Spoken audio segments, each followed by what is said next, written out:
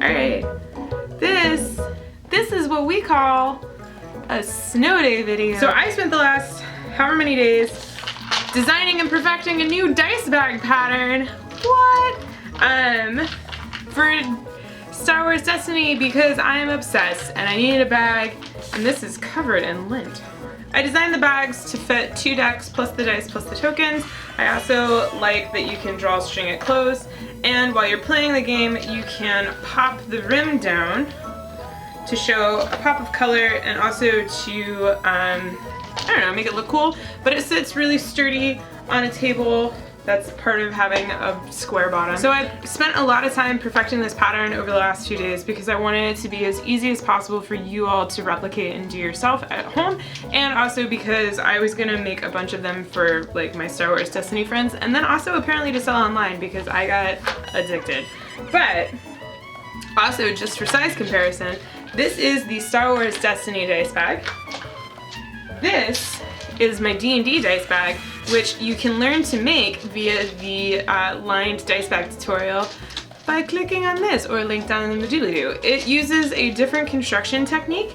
It uses boxing the corners for that base, whereas this one is like a square, you can kind of see. Let's get into it. Let's learn how to make this dice bag because that's why we're here, really. That's why we're all here. I made a lot of notes in my bullet journal on how to do this and like different techniques and measurements that I did, and then once I finally have found a method that I really like and I've repeated it like 6 times now, I wrote it all down for y'all, and I'll do a blog post link down below if you want to read it written. Otherwise, this is a video to help you if you are a visual. Woo! That's all the supplies you need right there or down below in the doobly-doo if you want to find out more, or on the blog post that I wrote and posted someplace that has all these written out. So there you go. So first up, you're going to cut your pieces of fabric, and you're going to cut them so that it is 18.25 inches wide and 9.25 inches tall. This is super, super important. You want the 18.25 inch side to be the width, and if you have fabric that has a pattern on it, you want to make sure that the seam of the pattern is widthway, is in the right orientation, because what's going to end up happening is that fabric is going to be like wrapped around the bag. So this is the start right here, the seam, and then you can see like Darth Vader and them are going around. So if you have fabric that has like a top or bottom or something, you don't want the seam to be long, you want it to be, the repeats to be wide, not long, if that makes sense. I hope that makes sense. Nothing in life makes sense anymore.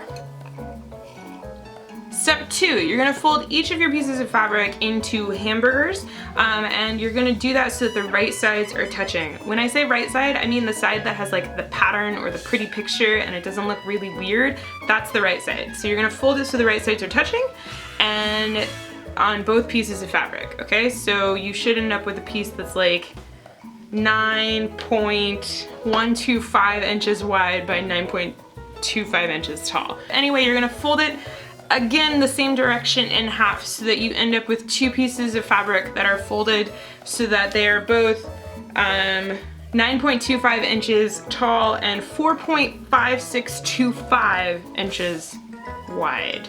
And I really hope no one is measuring to be that precise. This isn't super precise. As long as you fold consistently and correctly in half, you'll be fine, okay? You'll be fine.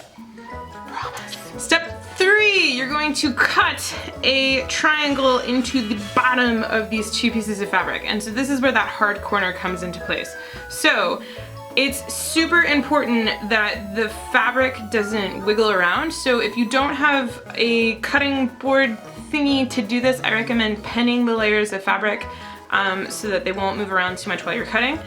Then you want to make sure that you get a perfect 90-degree angle on the point of this triangle, and you want to make sure that you're doing it with the bottom of your fabric, because if you don't do it with the bottom of your fabric, the Millennium Falcon is going to be flying through space upside down, but then you're going to tell yourself it's fine because it's space, so there's really no decision between what is right side up and upside down, but really you'll know deep inside when you look at the bag that the Millennium Falcon is upside down, even though spatially it really doesn't matter.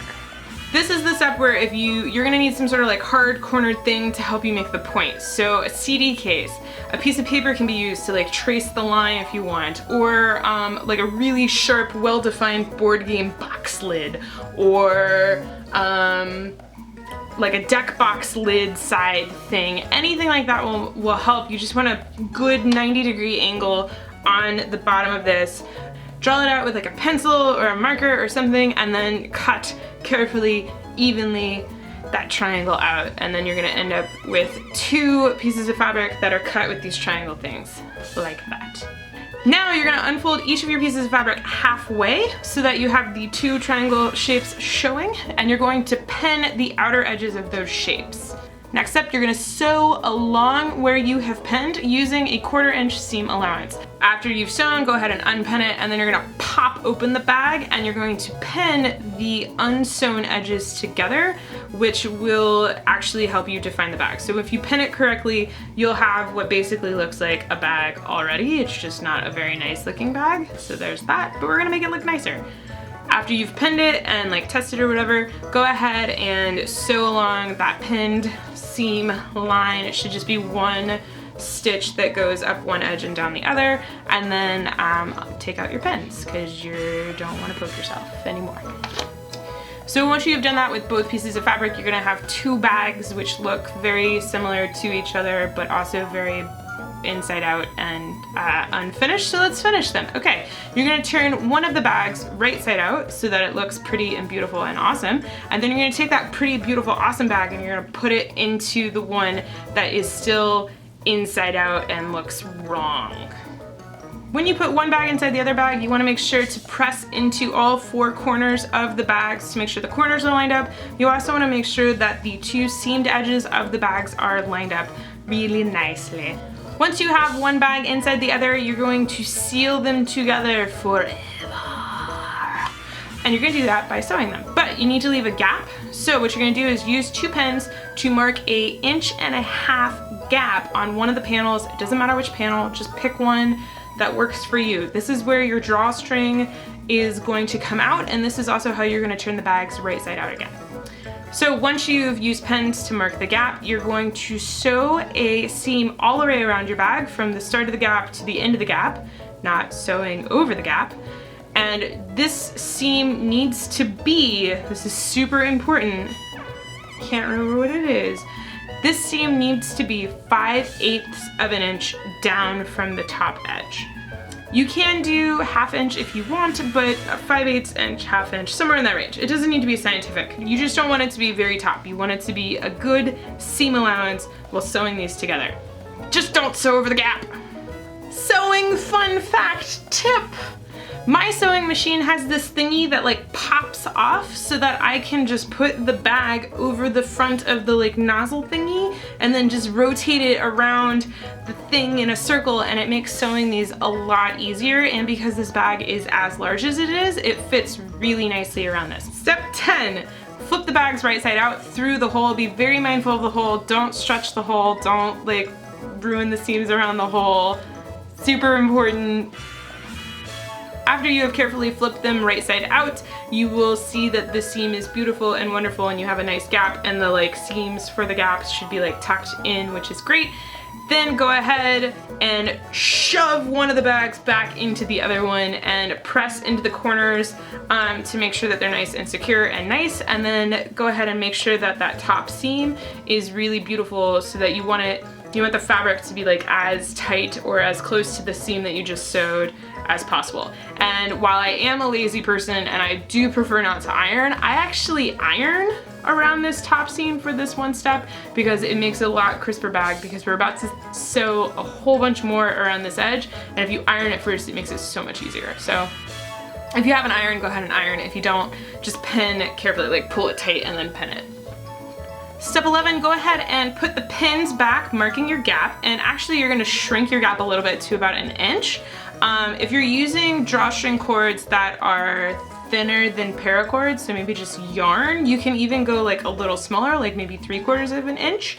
But you're gonna go ahead and use your pins to mark a gap again. Go ahead and tighten it. If you are tightening the hole, go ahead and do it evenly on both sides of the gap. After you've gone ahead and pinned your gap, you're going to sew from the start of the gap to the end of the gap, again, not sewing over the gap, using a top stitch. So what this means is you're gonna sew as close as you can to the very top seam of the bag. After you've sewn that top stitch seam, you're going to sew a second top stitch seam all the way around again, starting from the front of the gap to the back of the gap, not going over the gap, but you're gonna do it a 1/4 inch down from your last seam. So when you finish the bag, you're gonna have one seam that's at the very tip top as close as you can get it, and then at 1/4 inch down, you're gonna have another seam that also has a gap that is just right there. And what that does is the first stitch makes a nice crisp edge. The second one that you're gonna sew actually holds down the inner fabric, that like extra fabric that we did, so that it doesn't flap around in your drawstring cord, which, trust me, I've tested it. Okay, you don't want that happening.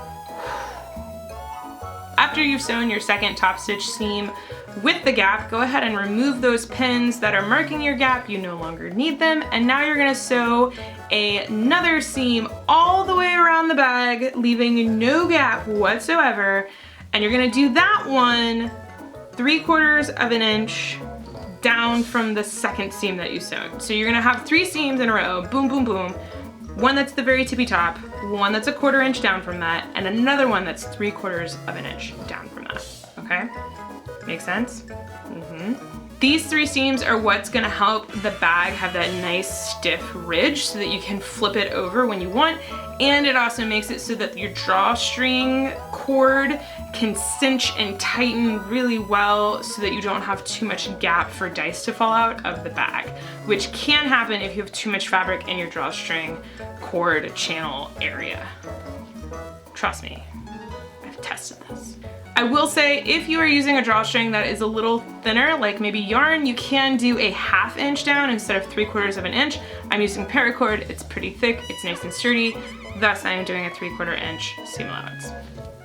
You should now have a beautiful, wonderful, gorgeous dice bag with no drawstring. So let's do that. So the last step, step 14, is you're going to cut a drawstring, and I would do the drawstring like, I think I just rough it. So what I do is I take the cord and I like wrap it around the dice bag, and then I make sure that the ends overlap by about like 3 inches. And then I just do, and then I cut that there. So I guess using math, that would be like a 21 inch drawstring, I guess. But I like it where the knot is like when it's open right up against the edge. So if you want the cord to be a little further out, just measure it a little further out. Do what you want. After you cut the drawstring to whatever length you want, you're gonna go ahead and put the safety pin on one end of the drawstring, and then you're gonna use the safety pin to work your drawstring through the drawstring channel around your bag. This is the secret to putting drawstrings back into things. So if you lose a drawstring on a hoodie or a pair of shorts or your favorite yoga pants or whatever, this is how you fix that. Safety pins, they're magic. After you've fed the drawstring all the way through, go ahead and do a slip knot, double knot? I don't know what kind of knot this is. Do a knot like this.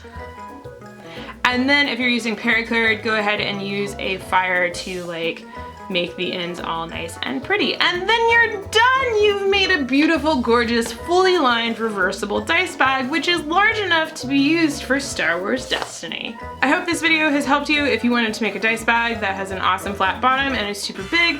This bag is a nice, chunky, solid bag. I really do like it, especially for Star Wars Destiny. If I was playing D&D still, I think it would be too big for that, but you can probably do some size adjustment stuff to make it a little smaller. Or if you want a smaller bag, again, you can check out the lined dice bag tutorial, which I made 2 years ago, which incidentally is the most popular video on my channel. We're closing in on 15,000 views, which is like insane to me, but it's super awesome and I'm really happy that people are enjoying it, and I hope people will enjoy this video just as much.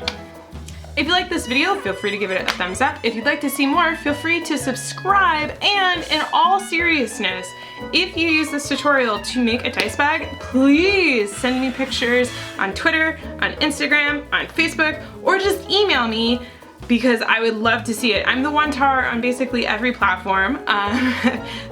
You can email me at TheOneTAR@gmail.com. Twitter, I'm TheOneTAR. Instagram, I'm TheOneTAR. Facebook, I think I'm just Tiffany Kairas. I think. But links down below in the doobly-doo to all my social media platform stuff. But yeah, seriously, I really like seeing the bags that everybody has made over the last few years with my other tutorial, and I'm really curious to see what people use this tutorial for as well. So yeah, there we go.